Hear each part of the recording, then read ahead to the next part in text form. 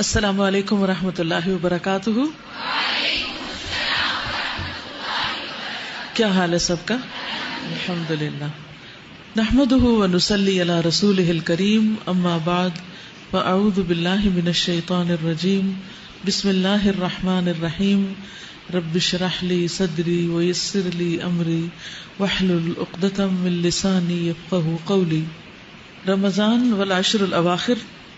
اگرچہ رمضان سارا ہی عبادت کا مہینہ ہے، مگر اس کے آخری عشرے کی عبادات کی خاص فضیلت بیان ہوئی ہے. رمضان کے آخری 10 دنوں میں اپنے اہل و عیال کو عبادت کے لیے خصوصی ترغیب دلانا، نبی کریم صلی اللہ علیہ وسلم کی سنت پر عمل کرنا ہے. حضرت عائشہ فرماتی ہیں، کان النبی صلی اللہ علیہ وسلم اذا دخل العشر شد مئزرہ واحیا لیلہ وایقظ اہلہ. جب رمضان کا آخری عشرہ شروع ہوتا تو نبی صلی اللہ علیہ وسلم عبادت کے لیے کمر بستہ ہو جاتے، راتوں کو جاگتے اور اپنے اہل خانہ کو بھی جگاتے. یعنی صرف خود ہی نہیں جاگتے تھے، گھر والوں کو بھی جگاتے تھے. تو اس سے کیا پتہ چلتا ہے کہ یہ ایک اجتماعی عبادت ہے جس میں سب لوگ مل کے عبادت کرتے ہیں، اور رات کی عبادت ہے.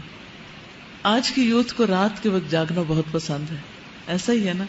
بہت سے بچے دن کو سونا پسند کرتے ہیں اور رات کو جاگنا. ایسا کیوں ہے؟ رات کو کیوں جاگتے ہیں؟ آپ میں سے کس کس کو رات کو جاگنا پسند ہے؟ کیوں رات کو کیوں جاگتے ہیں؟ ہاں، سکون ہوتا ہے. اس سکون میں ہم کرتے کیا ہیں؟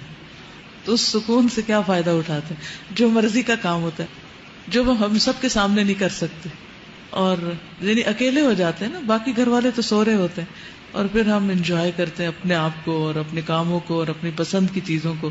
تو مومن کے لیے سب سے زیادہ پسندیدہ چیز کیا ہونی چاہیے؟ اللہ کی عبادت. تو اس کے لیے بھی دن کے مقابلے میں رات کا وقت رکھا گیا ہے.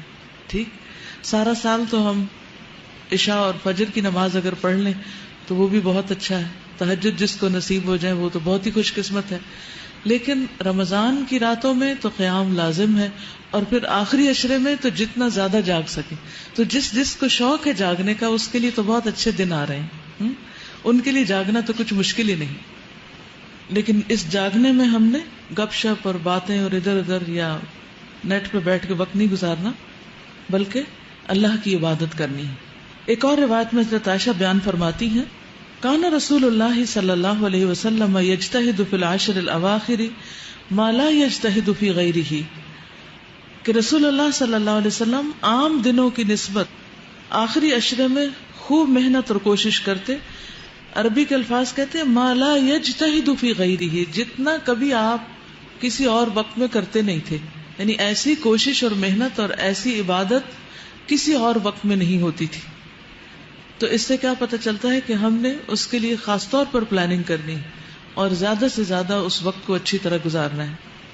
آپ صلی اللہ علیہ وسلم حضرت فاطمہ اور حضرت علی کا دروازہ بھی کھٹکھٹاتے اور فرماتے، الا تقومانی فتصلیانی، کیا تم دونوں نہیں اٹھو گے، نماز نہیں پڑھو گے؟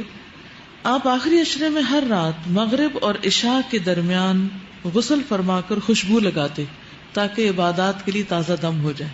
کس وقت؟ یعنی افطار وغیرہ کر کے کھانا کھا کر اور تراویح پڑھنے سے پہلے کے وقفے میں، تاکہ پوری طرح فریش ہو جائے.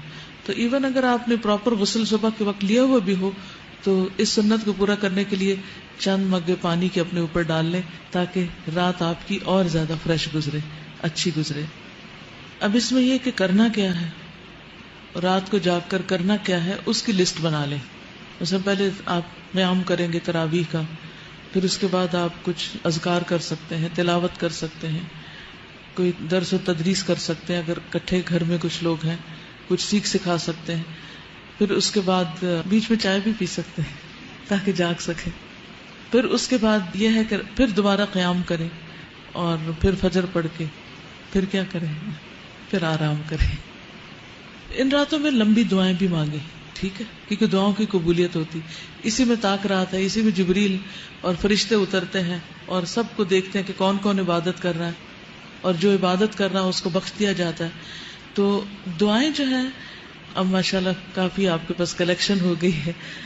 ان دعاؤں کے علاوہ آپ کی پرسنل دعائیں، آپ زندگی میں کیا بننا چاہتے ہیں، آپ اپنی آخرت کیسے چاہتے ہیں، آپ اپنے ماں باپ کے لیے کیا چاہتے ہیں، بہن بھائیوں کے لیے کیا چاہتے ہیں، اپنے بچوں کے لیے کیا چاہتے ہیں، امت مسلمہ کے لیے کیا چاہتے ہیں، اپنے ملک کے لیے کیا چاہتے ہیں. یعنی اپنی ذات سے شروع کر کے پوری دنیا تک آپ کا دل کیا چاہتا ہے کہ کیا ہو، تو اس سے متعلق آپ خوب خوب دعائیں کریں. ٹھیک ہے، اس کو اگر لکھ لیں. میں نے ایک چھوٹی سی ڈائری بنائی ہوئی ہے، تو اس میں جب مجھے کوئی دعا یاد آتی ہے، جب میرے اندر کوئی طلب پیدا ہوتی ہے، تو اس میں لکھ لیتی ہوں کہ اللہ مجھے یہ عطا کر.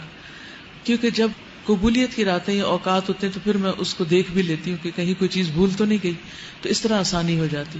یا حج عمرے وغیرہ پہ جاتے ہیں تو اس میں بھی پھر وہاں جا کر بہت زیادہ ذہن پہ زور نہیں ڈالنا پڑتا، سوچنا نہیں پڑتا کہ کون کون سی دعائیں مانگنی، وہ سب ساتھ ہی لکھی ہوئی ہوتی ہیں. ٹھیک، اور پھر میں چیک بھی کرتی رہتی ہوں کہ کون کون سی دعائیں میری پوری ہو گئی. تو الحمدللہ کافی ہو بھی گئی ہیں.